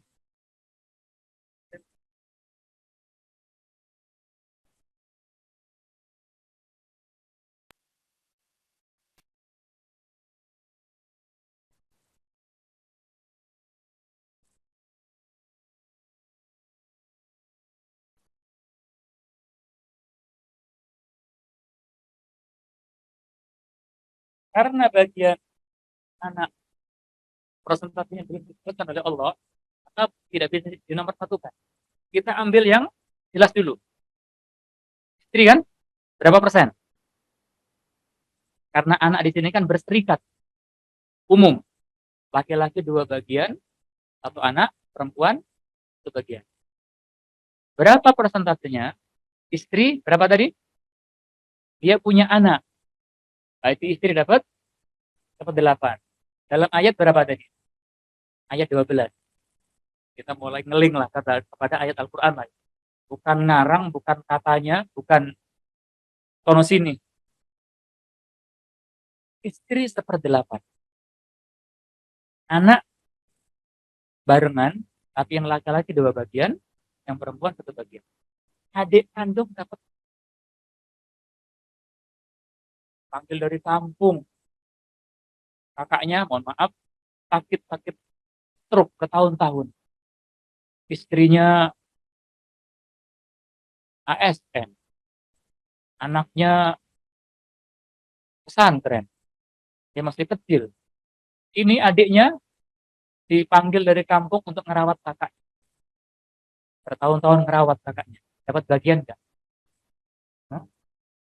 Katanya kan dapat dong. Kan saya dari kampung. Adiknya pula yang ngerawat pula. Perasaannya mengatakan seperti itu. Tapi hukum waris yang menghandle Allah. Dapat enggak? Tidak dapat. Sedih ya? Hah? Kalau Anda sedih, masih ada peluang. Jalur wasiat. Kakaknya kan sudah merasa kayaknya sakit saya ini semakin parah. Istrinya dipanggil, anaknya dipanggil. Ini om kalian. Omnya kan? Ipar Anda, wah, ini yang merawat kakak bertahun-tahun. Bagaimana? Dia kan nggak dapat warisan dalam Al-Quran. Bagaimana kalau kita sepakati kita bikin wasiat untuk adik ini? Kasih dia 50 juta. Dia cepat nikah. Ini jomblo tua, beri. Dia ketua. Kita kasih istri, itu juga. Ya, anak-anaknya sambil nangis di wasiat. Jalur wasiat boleh. Tapi dari hukum waris dia tidak punya. Tapi wasiat diperbolehkan. bagian dari itu. Nah, berapa bagiannya? Kita ambil yang normal dulu. 8 dari 800, jadi dapat 100 juta. Alhamdulillah. Alhamdulillah, suami meninggal itu alhamdulillah dapat warisan ya. Dapat 100 juta. Lalu, sisanya berapa? 700. Bagaimana cara bagi? Kan adik kandung nggak dapat. Walaupun dapat, diambilkan dari jalur wasiat yang tadi sudah kita kurangkan. Ya kan? Terserahlah itu nanti. Sudah, kita nggak masuk hitung di sini dulu. Sekarang kita mengambil jalur warisan. Tinggal bagiannya anak. Ada 3. 1 laki-laki, 2 perempuan. Uang yang sisa berapa? 700 dibagi 3. Berapa masing-masing?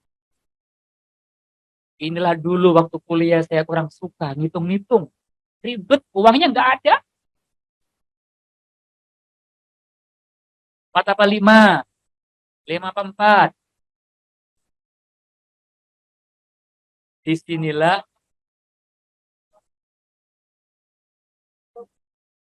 Disinilah nanti kaidah sistem model diperlukan.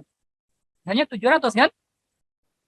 700 dibagi oleh 1 laki-laki, 2 anak perempuan. Bagaimana caranya?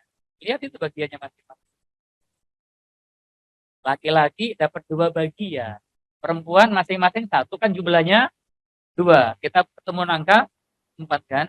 700 dibagi 4. Bagian setiap 1 bagiannya berapa itu? 175 juta. Anak laki-laki kaliin 2. Anak perempuannya masing-masing 1.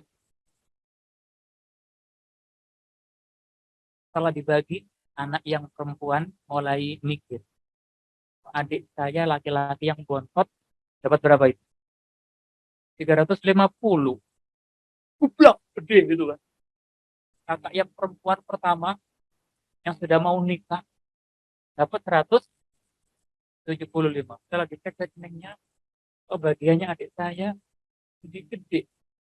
Itu lihat itu masih dulu tiduran itu kan habis main layang-layang belum mandi dari pagi. 350. Yang dia perempuan gitu. Ada muncul perintasan pikiran, nggak adil ini. Harusnya dibagi rata. Kan lebih adil, bagi rata kan? Katanya perasaan anak perempuan tadi. Tapi Allah mengatakan, Halim, Hakim, Halim, Halim. Yang mengatakan Allah tidak adil, kan perasaannya wanita itu. Padahal kalau jangka panjangnya, setelah orang tuanya meninggal dunia, warisan dibagi, seperti yang dianjurkan oleh Allah seperti ini. Anak laki-laki tadi 350. Dia tumbuh, gede, belajar. Dia kan tanggung jawabnya panjang juga kan. Yang kakak perempuan yang paling tua tadi, berapa tadi warisannya? 175. Dilamar orang. Dilamar laki-laki. Yang lamar ini konglomerat. Mas kawinnya seperangkat alat sholat. Hati-hati, jangan ditertawakan. Seperangkat alat sholat itu sajadah, mau kena, mau Al-Quran, tasbih, masjid, kubah emas. Berapa M itu? Kan masjid termasuk seperangkat alat sholat. Bukankah tempat sholat yang paling afdal adalah masjid?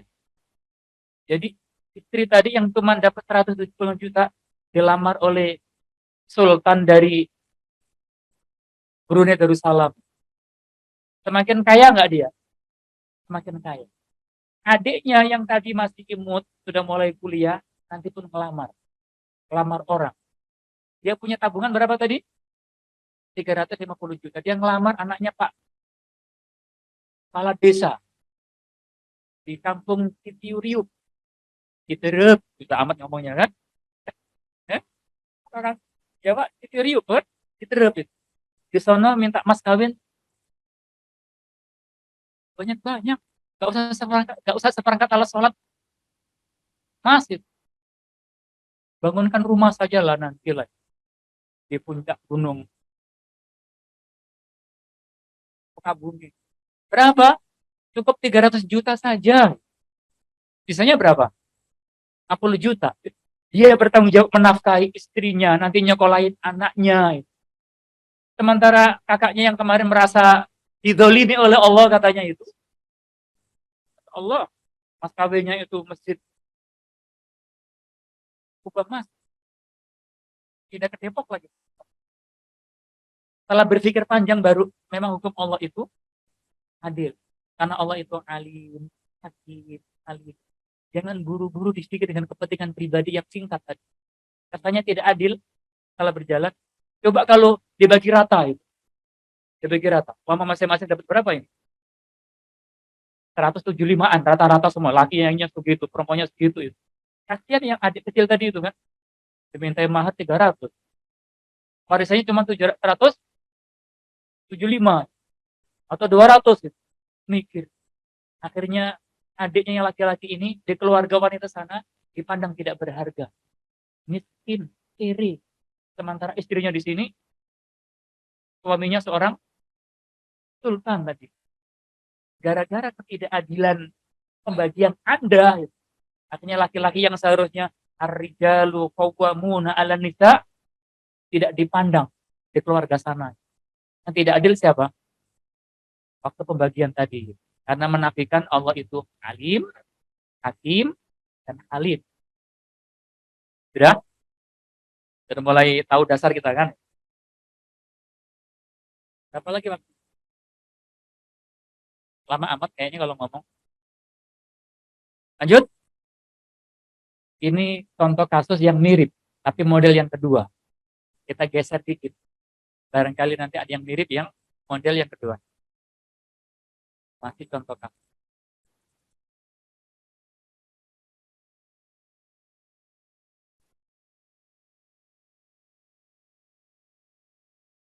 Ada orang meninggal dunia. Ahli warisnya adalah istri, dua anak laki-laki. Kalau yang tadi satu. Lalu ini 3 anak perempuan. Yang pertama ikut KB, gagal. 3 anak tadi kan. Ini ikut KB, gagal maning ya kan. Lebih banyak lagi anak. Dan di sini ibu kandung masih hidup. Kita melibatkan 2 ayat lagi. Data yang ditinggalkan berapa ini? Udahlah, yang gampang 1M, yang bulat-bulat lah. Detailnya nanti pertemuan berikutnya. 1M. Istri dapat berapa istri? Hah? Istri dapat berapa? Ntar dulu wasiat utangnya lagi. Ya Allah. Lupa lagi. Ya. Karena prank terus pokoknya di sini ya. Ternyata dia punya hutang. Berapa itu? 30 juta. Cicilan belum lunas. Orang baik. Wasiat 50 juta. Berarti dari kekayaan itu dikurangi hutang dan wasiatnya. Nembak di wasiatin. Usul nabiha. Audainin tadi itu. Hutang plus wasiat total 80 juta. Sisa harta warisan 920 juta. Siapa para ahli warisnya? 1 istri, 2 anak laki-laki, 3 anak perempuan. Ngomong-ngomong mirip aneh ini. Tapi ibu kandung sudah tidak ada. Nah, Eli apa? 2 laki, 3 perempuan. Harta warisannya nggak ada kayaknya. Anak berserikat. Laki-laki 2 bagian, perempuan 1 bagian. Istri berapa? 1/4 apa 1/8? Kita harus mulai punya kaidah. Kalau suami cuma 2 kemungkinan.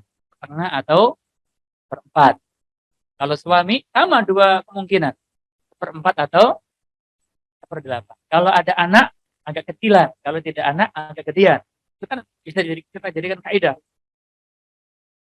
Istri berapa? 1/8.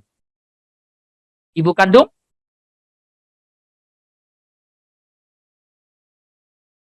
Itu ada anak nggak di situ? Berarti dapat berapa?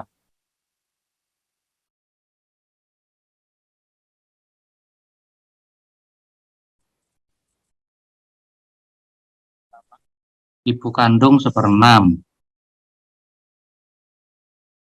Orang dari Zoom tadi ya? Masya Allah, aktif mereka, hebat. Alhamdulillah. Hmm.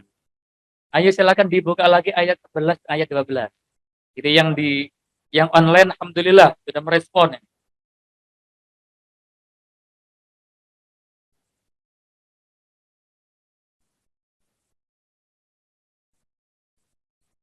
Kulihat keraguan di matamu.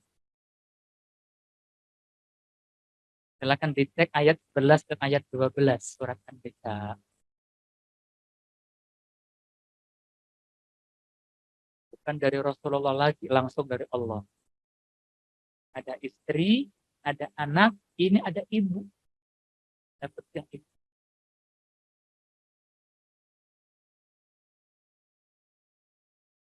Dalilnya ayat 11 atau 12? Ayat 11. Ada kan situ kan? Ibu dapat 6. Berapa bagiannya? Karena anak-anak ini prosentasenya tidak disebutkan, berarti nanti dibelakangkan. Karena itu yang namanya asoba. Tapi kemudian bahasa kita keroyokan. Untuk laki-laki 2 kali lipatnya, untuk perempuan 1 kali. Jadi berapa ini nominalnya untuk istri? Yang ada nominalnya kita dahulukan. Istri, ayo matematikanya. Ini alasan dulu saya tidak suka dengan faraid. Ribet, uangnya kagak ada pula itu. Ini nilai saya ya kurang bagus. Dan sekarang Anda belajar dengan orang yang nilainya tidak bagus. Resiko. Berapa itu seperti Yakin. Kalau salah bisa dikeroyok oleh 115. ya Allah, 115. 108-nya. Ini dapat mobil apa ini? Agia apa Ayla ini? Ya ternyata dealer semua di sini ya. Hah? 115. Sekarang ibu berapa? Seperenam. Seperenam dari 920. Bukan sisanya. Persentasenya dari harta warisan. Seperenamnya berapa?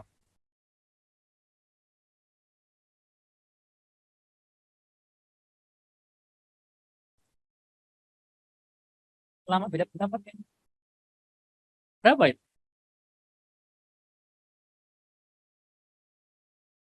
Memangnya ada tiga-tiganya itu? Berarti kita buletin lah ya. 153 juta. Halo? Silakan nanti dicek lagi. 153. Anak-anak sisanya, tapi mereka berserikat. Laki-laki 2 bagian, anak perempuan 1. Sisanya kan itu kan? Benar nggak? 652 juta dibagi berapa itu kira? Nah, inilah yang menentukan ada berapa poin. 7 dari mana itu kira-kira? Untuk 2 anak laki-laki, kalau masing-masing 2 kan ada 4 poin. 3, masing-masing 1, tetap 3. Berarti kan ada kita ketemu titik pembagian 7. 652 juta, tuh, laki-laki 2 bagian, anak kedua laki-laki 2 bagian, masing-masing anak perempuan 1, ada 7 kan?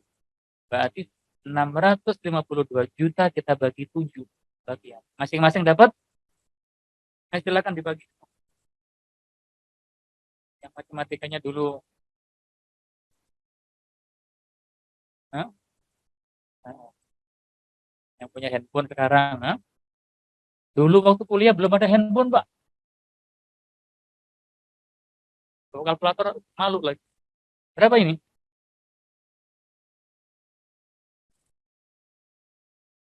Masing-masing bagian 93,142, itu kan? Betul ya? Itu masing-masing bagian.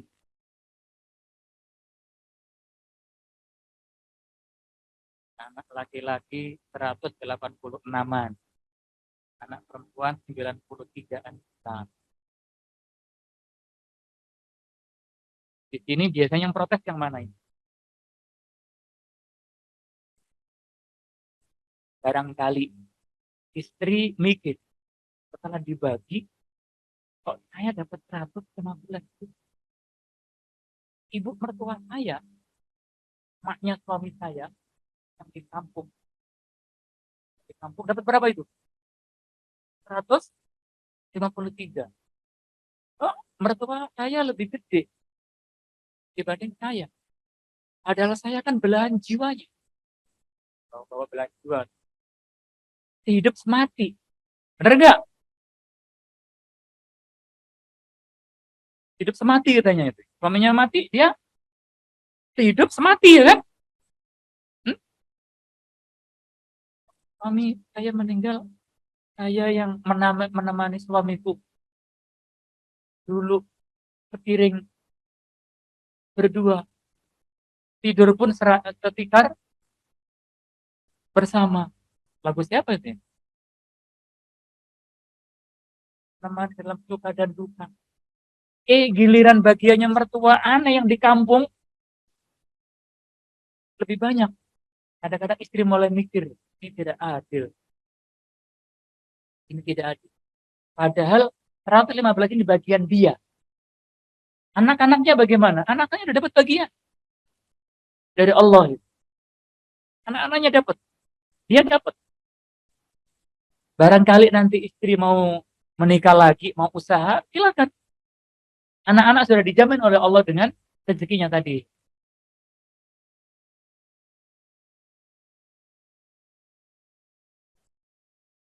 Ya, ada masalah sampai sini? Saya memberikan tambahan? Ya, 3 menit lagi, Pak.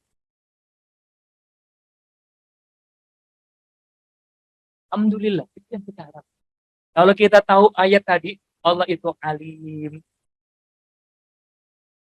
hakim, alim. Ini kita baru melibatkan ayat 11 dan 12. Ayat 176 itu nanti bicara tentang halalah.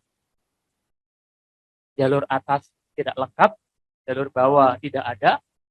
Ada kadang-kadang kanan kiri. Kanan kiri. Kadang punya saudara. Itu nanti disebutkan oleh Allah dalam ayat 176. Masuk wilayah halalah. Itu nanti. Tapi nanti kalau akan dibahas dalam pertemuan-pertemuan yang berikutnya insya Allah. Sebagai penutup,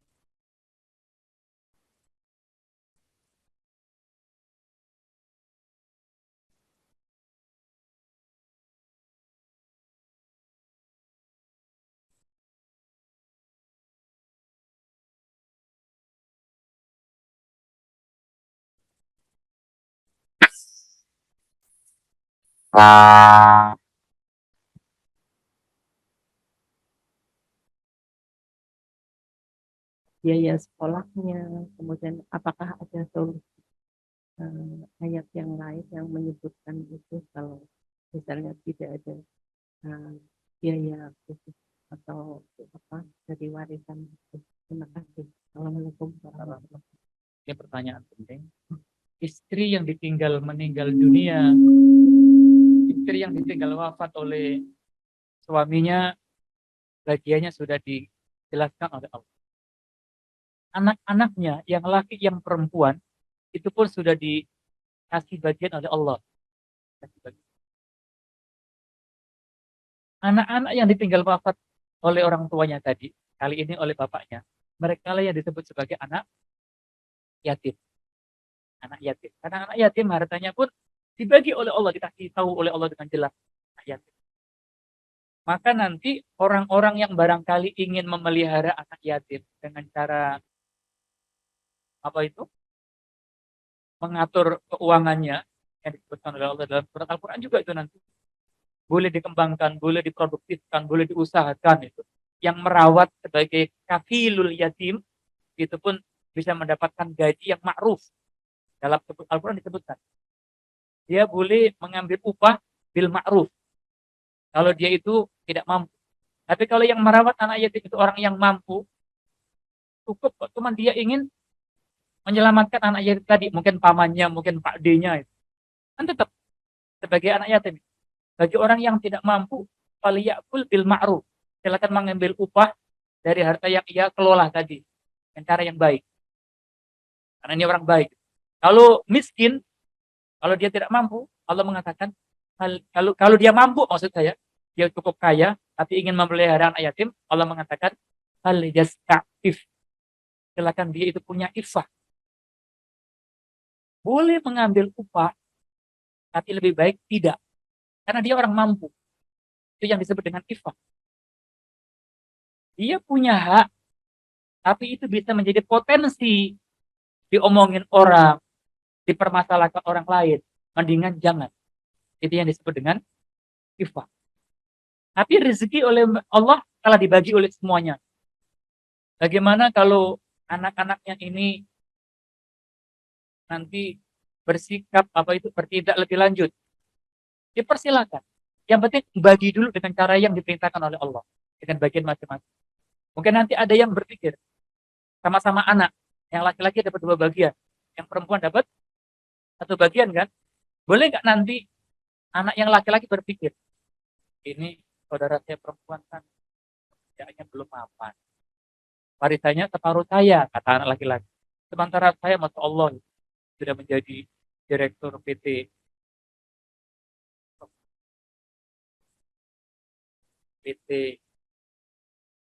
angin ribut. Jadi kalau di sana ada angin ribut, dia punya tim meredahkan angin. Artinya dia udah mampu itu. Dari harta yang sudah ia dapatkan dengan cara warisan sesuai dengan keputusan Allah ini, kan sudah menjadi haknya. Lalu dia kasihan. Ini kakak saya kan perempuan kan bagiannya dikit paruh saya itu. Bagaimana kalau saya kasih bagian dari milik saya 100 juta? Boleh nggak? Boleh. Itu sudah menjadi hak. Meskipun kalau dikalkulasi ujung-ujungnya sama dibagi rata. Nggak masalah. Anda memberikan hadiah kepada saudara itu justru yang dianjurkan. Kan membantu dari hak milik kita. Bukan mengotak-atik keputusan Allah. Yang mengotak-atik itu yang nanti berhadapan dengan Allah. Alimnya Allah, hakimnya Allah, alimnya Allah. Tapi kalau sudah dibagi menjadi haknya dia, mau dikasih hadiahkan kepada adiknya, boleh. Mau dihadiahkan kepada ibunya. Ibu kan di kampung butuh perawatan. Saya punya berapa ibu? Anak laki-lakinya itu. 190 sekian juta mama itu. Dihadiahkan kepada ibu mertuanya. Boleh nggak? Boleh. Itu haknya. Jadi itulah salah satu cara bagaimana kita ini ya menjaga kayaknya adik perempuan kok merasa sedih dapat cuma separuh. Tetap dibagi dengan cara Allah. Setelah dapat dengan hak yang benar yang diperintahkan oleh Al-Quran, silakan Anda bermanuver dengan cara memberikan hadiah. Namanya juga hadiah, atau mungkin dipinjamkan dulu, atau mungkin ya terserah lah, diinfakkan, terserah. Termasuk sekolahnya tadi, ini kan anak-anaknya masih kecil. Bagaimana kalau hartanya ini dikelola oleh ibunya? Silakan dikelola dengan baik. Kalau ibunya tidak menikah lagi, lalu dia merawat anak kandungnya sendiri dengan cara yang baik, silakan diatur itu. Saling membantu, saling menghadiahkan. Kenapa dibagi seperti ini? Dikhawatirkan. Siapa tahu hartanya anak-anak ini mama diambil alih oleh ibunya. Ibunya menikah dengan laki-laki yang lain. Siapa yang tanggung jawab terhadap anak-anak ini? Bermasalah kan? Tapi dengan cara pembagian Allah seperti ini, permasalahan insya Allah tidak terjadi. Kalau istrinya kemudian nikah lagi dengan Pak Tolib, ya pelan banget dia. Takut istrinya ikut. Umpama menikah lagi, bagiannya anak-anak yatim ini aman nggak? Aman, Allah. Makanya nanti dalam pertemuan berikutnya, harta warisan ini harus disegerakan, dieksekusi. Jangan ditunda-tunda. Kalau ditunda-tunda nanti ada akumulasi hukum nanti. Buru-buru kemudian ibunya menikah. Harta belum dibagi. Begitu nanti ada suami yang nanti berpotensi mengotak-atik Allah di belakang hari. Itu yang tidak diinginkan. Oleh karena itu bagiannya diperjelas. Sorry,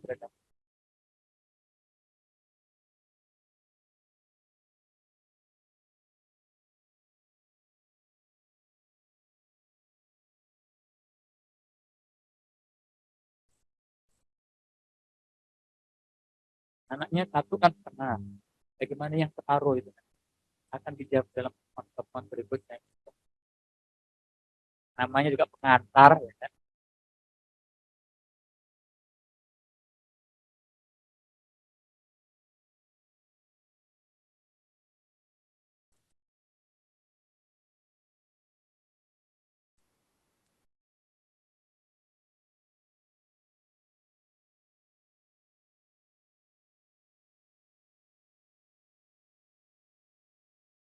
Ketika orang tuanya masih hidup.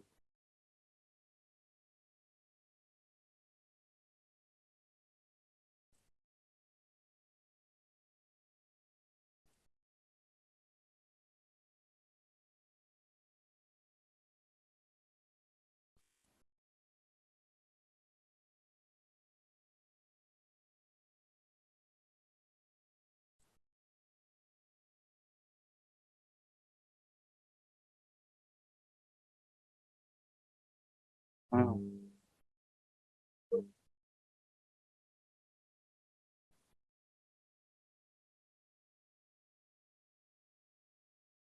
Pertama kita mendefinisikan dulu apa itu harta warisan.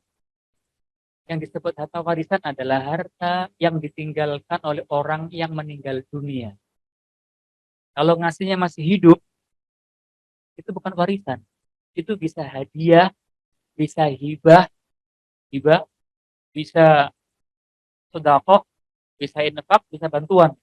Ini anak saya kan 5 nih, kamu anak yang di Sentul tuh, ngomong kan. Kamu anak yang di samping Monas tuh, tertera. Ketika masih hidup, itu hanya orang tua memberikan hadiah. Cuman yang namanya hadiah, supaya tidak bikin cemburu kan harus dikalkulasi kan. Adil lah, namanya juga hadiah. Itu. Sama kita punya anak, yang satunya dibeliin handphone Samsung, yang satunya dibeliin handphone Samsung. Kadang-kadang anak protes nggak? Protes. Gitu. Satunya Xiaomi, protes juga itu. Tapi kan orang tua kan punya kebijakan. Itu kan masih SD, ini masih SMP. Ya silakan itu. Yang penting proporsional. Tapi kalau memberinya itu waktu masih hidup itu bukan warisan.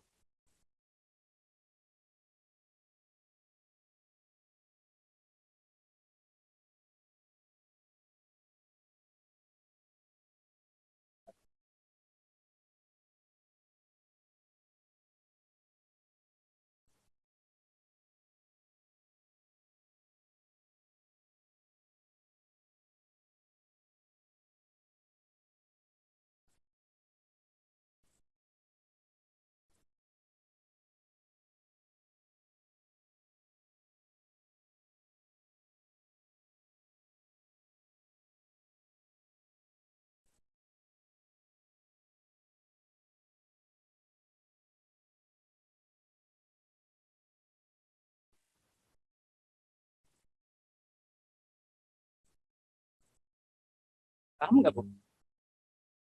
Apalagi yang di rumah masing-masing pakai Zoom kali ya. Ya, yang jelas begini. Hukum yang paling bijak, insya Allah hukum Allah lah.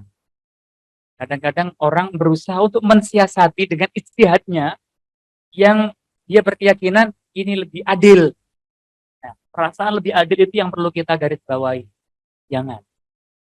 Sebenarnya paling adil kan Allah, yang paling bijak kan Allah. Tapi bagaimana kalau itu kan sudah dijalankan oleh nenek moyang kita seperti itulah.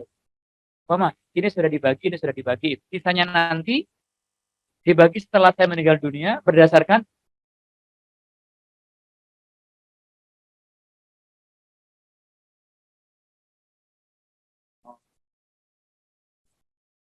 Jadi ketika masih hidup dibagi dengan cara wasiat seperti tadi. Ya. Sekarang kita luruskan lagi apa itu definisi wasiat. Tadi kan disebutkan mimba di wasiatin, dainin, utang. Yang disebut wasiat adalah orang yang meninggal dunia itu memberikan sesuatu ketika dia masih hidup. Tapi eksekusinya itu setelah mati. Itu namanya wasiat. Sebelum dia meninggal dunia, wasiat tidak boleh jalan. Kalau tadi dibagi ketika masih hidup semuanya, berarti bukan wasiat itu.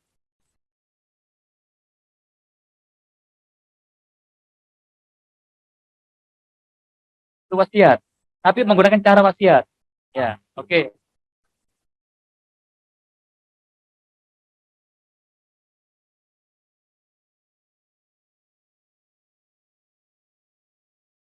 Betul, betul. Ya.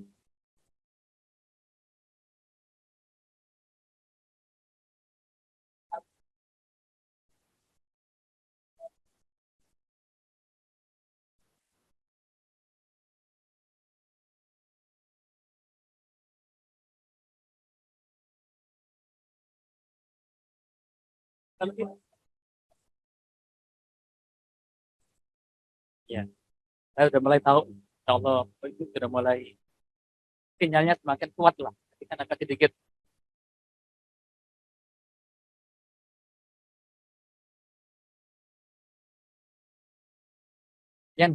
Yang namanya warisannya tadi, harta yang dibagikan setelah kematian orang yang punya kepada para ahli waris dengan porsi yang disebutkan oleh para waris. Sedangkan wasiat, dia memberikan pesan, tapi eksekusinya itu setelah meninggal dunia. Selama dia masih hidup, ya wasiat ini nggak berlaku. Kalau sebelum dia meninggal dunia, wasiat di cancel, ya di cancel. Dia punya hak. Dan wasiat ini ada aturannya. Tidak boleh lebih dari sepertiga. Kalau dibagi seperti tadi, itu sudah ngacak-ngacak definisi dan persyaratan wasiat.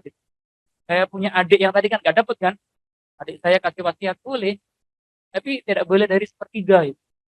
Adik saya kan punya jasa besar, dia juga bantu orang tua. Saya kasih wasiat dia paruh harta, tidak boleh. Wasiat nanti pun ada aturannya, akan dijelaskan dalam pertemuan yang lain lagi. Wasiat ada aturannya, warisan pun ada aturannya. Tapi yang disebutkan Bapak tadi, lebih amannya, singkatnya begitu, lebih amannya, bagilah dengan cara yang seperti yang disebutkan oleh agama. Bagi. Setelah menjadi hak kita masing-masing, silakan Anda apa itu? Main lobby-lobby. Nah, maafan. Masyarakat saya kan kuliah belum selesai. Mau itu udah. Kalau gitu. Lagian Pak Tolib jatuh tempo. Sementara saya lagi kritis usaha.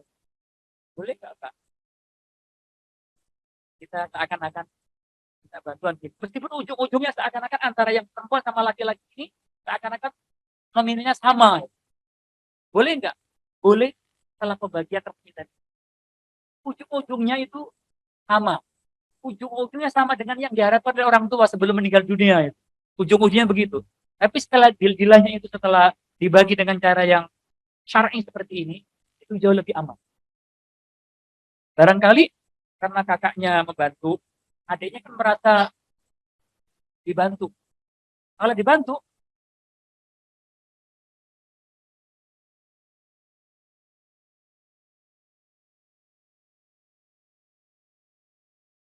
kapan-kapan kita bangkrut, mungkin enggak. Begitu bangkrut, adik yang dulu pernah dibantu, gantian kan, tiba kan, lalu komunikasi dengan pasangan hidupnya. Bang, dulu kan waktu pembagian warisan saya dapat sedikit. Nanti oleh kakak saya kita akan dibantu. Sekarang kita gantian yang biaya itu. Bagaimana kalau uang yang dulu pernah diberikan saya kita berikan. Yang untuk kalau kita telusuri itu belumnya di hari yang akan datang indah. Kita hanya berpikir sejenak, tapi ternyata yang di sana itu lebih jauh, lebih sempurna. Karena Allah itu alim, hakim, dan alim. Kupas, buat dong, puas gak puas kita harus berpisah dong. Akan ada materi berikutnya tentang mata teori dan yang lainnya insya Allah. Wallah alam bisawab. Mudah-mudahan tidak puas. Silakan pertanyaan dilanjutkan nanti pada pertemuan-pertemuan berikutnya insya Allah. Tadi ada pertanyaan belum sampai. Allah alam bisawab. Waktu kita kembalikan kepada Pak Salim. Assalamualaikum warahmatullahi wabarakatuh. Alhamdulillah untuk materi pertama sudah selesai, dan untuk yang masih ada pertanyaan nanti diajukan pada Ustadz berikutnya. Untuk sesi yang kedua kita istirahat 10 menit, dan di belakang sudah kami siapkan air mineral dan sedikit cemilan. Silakan yang mau minum dan ngemil-ngemil dulu 10 menit.